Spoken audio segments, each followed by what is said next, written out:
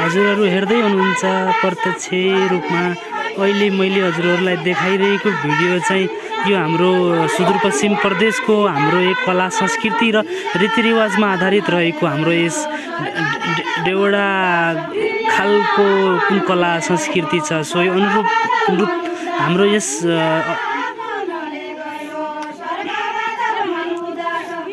नौरथा विशेषमा यो बझाङ र विशेष सेरोफेरोमा रहेर मनाइने यस गौरा विशेष